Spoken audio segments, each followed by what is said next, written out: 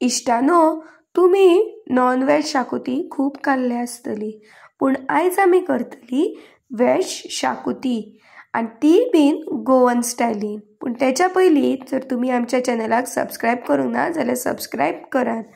हांगासर हांव एक कायल घेता आनी कायलीन ऑलमोस्ट 1 ग्लास उदक घेता आनी ताच्या उपरांत half table spoon turmeric powder घेता आनी हाफ टेबल स्पून हांव हांगासर मीठ घालून घेता.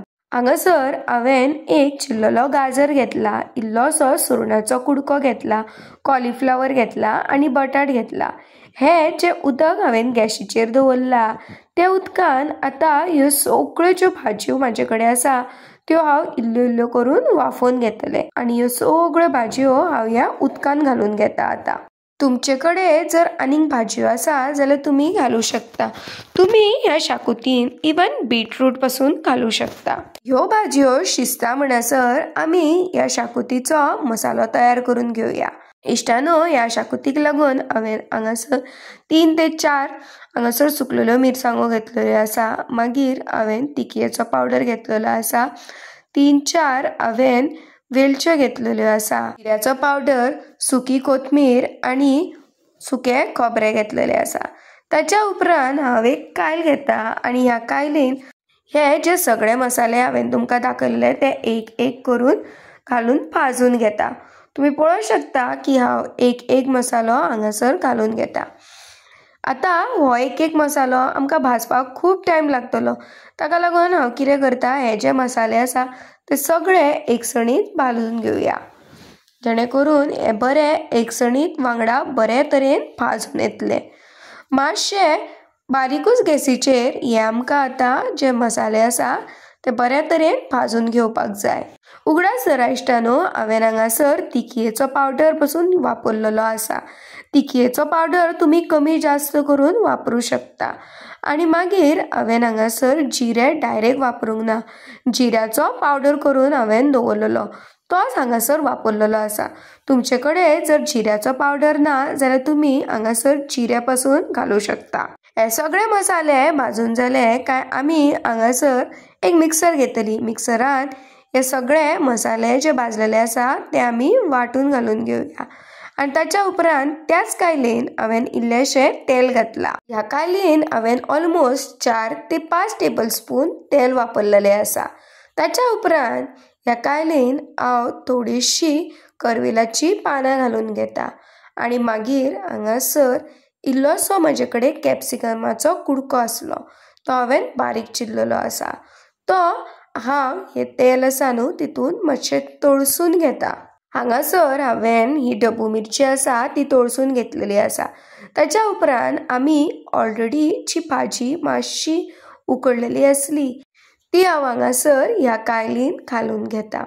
तुमी पळोवंक शकता की काय बरो हळदीचो रंग ह्या भाजयांक येयलेलो आसा पळय तो.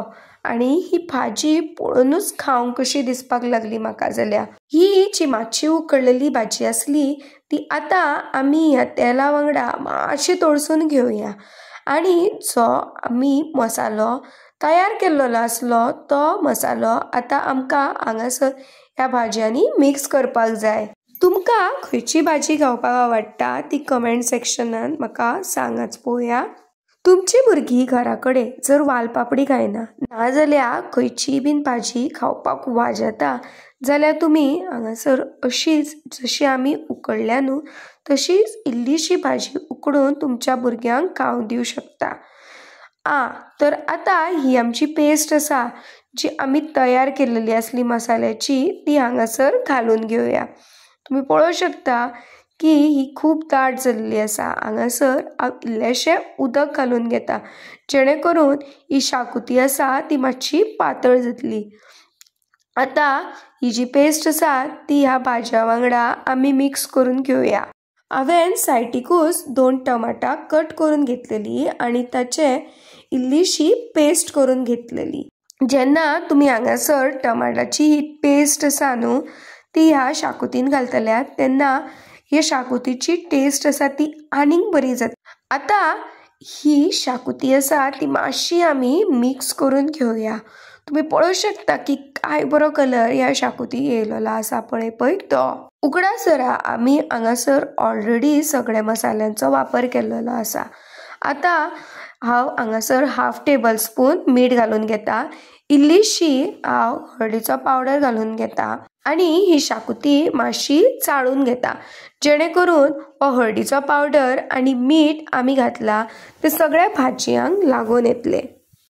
ह्या शाकुतीक मातसो खतखतो येयसर तुमी मातशे हे शिजोवन घेयात आनी तुमी पळोवंक शकता की ही खतखतो येयल्या उपरांत हांव तुमकां सांगूंक शकना की काय बरो ह्या शाकुतीचो वास येता. आनी ही जेन्ना खावपाक वयतली न्हू तुमी तेन्ना ही परत परत तुमी करपाकूच लागतल्यात. तुमकां हो म्हजो व्हिडिओ आवडलो तर आत्ताच्या आतां आमच्या चॅनलाक सबस्क्रायब करपाक विसरूं नाका आनी तुमच्या फॅमिली मेंबर्सांक हो व्हिडिओ शेअर करात आनी तुमच्या इश्टांक पासून हो व्हिडिओ शेअर करात आनी तांकांय बीन सांगात की रूच येयल्या चॅनलाक सबस्क्रायब करात म्हणून.